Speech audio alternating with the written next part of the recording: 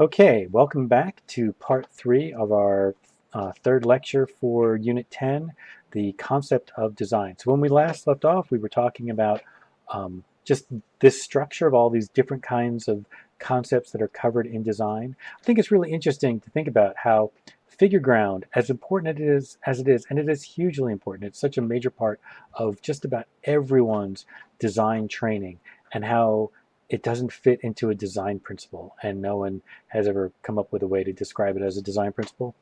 I don't know, it just seems weird to me, but there you go. So let's talk a little bit about unity and variety, right? So we can easily see how unity is being created in this Malevich, right? Um, the variety is very, very controlled. The variety is just in scale, right? And really, when you think about it, the unity is the fact that it is 3 rectangles, right? Because remember, squares are a type of rectangle, and we have the rectangle, the black square, the red square, right? But also the rectangle of the painting itself, right? So it's 3 rectangles. Everything in the composition is just 3 rectangles. Um, but there is variety in the fact that they're different scale, different color, different value, different orientation. Even the black square is just a little bit off from perfectly square with the rectangle of the painting. Whereas if we look at, this painting, this Target painting by Jasper Johns, thank you very much. What we have is an issue of extreme variety, right? You have a painting that also has a sculptural element to it. And so then the question is, well, how does he maintain unity then with this extreme difference? How does this still feel like one whole image? And this doesn't just feel like a thing tacked on. And there's a couple of ways. One, by having the sculptural element recede back so that it's going back behind the plane, it helps so that it's not popping out and therefore breaking the plane of the painting. In this particular case, this folds down, so you can actually look at the painting without the flap up. How else is it creating unity? Um, One, because of this kind of very neat grid structure of the sculptural elements, so that they fit straight center, which goes right through the center of the target, and how that connects. So the similarity of geometry, right? The similarity of measurements. Actually, I think, yeah, how many do we have? 1, 2, 3, 4.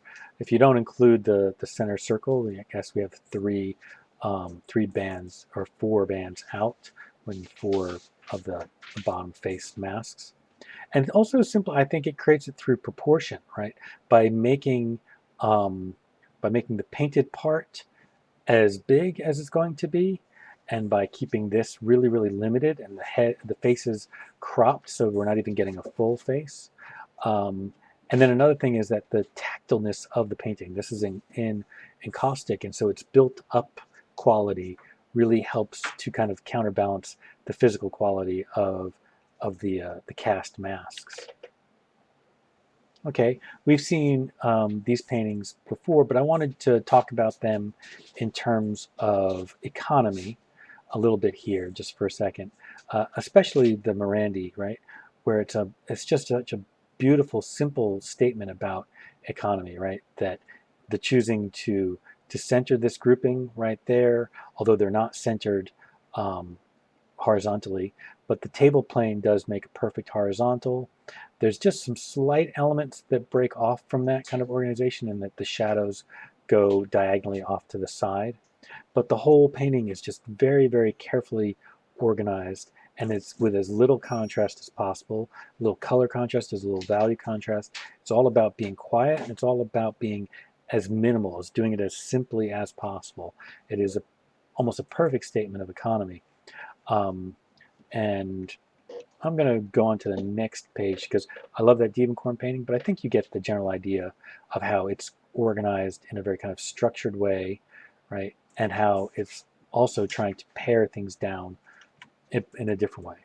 So in the next couple of images, I want to talk about rhythm a little bit and some different ways that rhythm is made. I think you could, hopefully all of you can see how a painting like this by Stuart Davis is very much about rhythm. Um, and shoot, all of a sudden I'm wondering if it's a Leger. I think it is.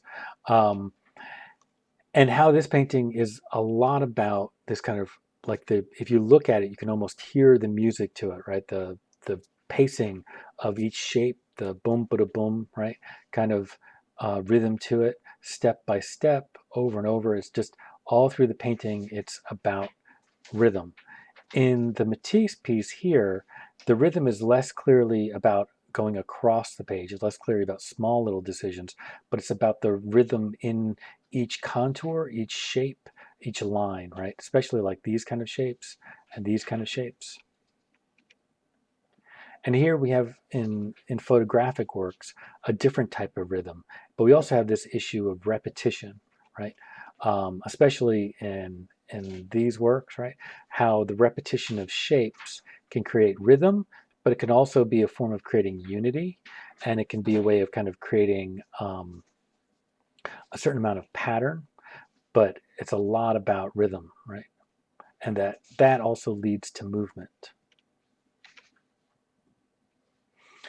And on these two paintings, I want to talk about the issue of, I want to return to economy, but also unity versus variety, right? And like on this Clifford still, I want you to really think about how much is this very careful decision about trying to create as much that's all the same, but then figuring out the balance of how much he can have places that are extremely different. And the way, notice this, and this is a kind of very much kind of our perceptual psychology sort of thing, right?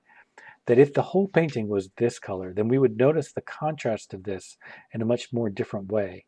But because almost all the painting is these 3 or 4 different yellow and yellowish colors, but then up here we have this extreme difference, right?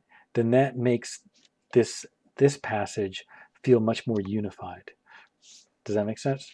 And another thing I think that's interesting is that as much as this painting is about this really jarring break, right? That's almost like a rip into the canvas, because these shapes, the jaggedness of them matches the overall structure and the type of contour of the shapes over here, that unifies everything together so it doesn't feel completely like kind of an attack on one aesthetic from another. The unity is much more composed, right? Here, it's much more about, but the economy is also very, very obvious in a painting like this, very, very restrained. I remember when I was a young man and I was just learning to paint, and a painting teacher of mine showed me this painting here and showed me this decision, because we'd been in class, he had been a number of times talking to students, telling them, don't just throw something right in the center of the picture, which is the natural instinct of many, middle school age artists, just to whatever is most interesting to you, just start in the center of the page and draw that thing. And but he showed this to me and to us as a group about how here in Cezanne, right, that tree is almost perfect center in this composition, but it doesn't feel like it's perfect center in the composition because of the way it's tied to these shapes. So it feels like it's off to the side, to the left. We see something a little bit similar in this, right? Here, that post is dead center, right? Seurat has that kind of balustrade post. Oop, I got 1 minute. You got the balustrade post right in the center, but because it's tied to this foreground and to that shape, we feel it being a little bit off to the side. Okay, this is my very last slide. And I actually am not going to say that much about this painting. I just want you to think about this now after all that discussion. Think about how the issues of economy, right? The issues of unity, thinking about how much he's making decisions about how the way he paints here is going to make a connection with how he's painting those pants, right? How flat he paints these pants have to be connected to how flat he's going to paint that space there, right? That it all has to relate. Okay, that's the end of the lecture. I will see you next at the final lecture of Unit 10.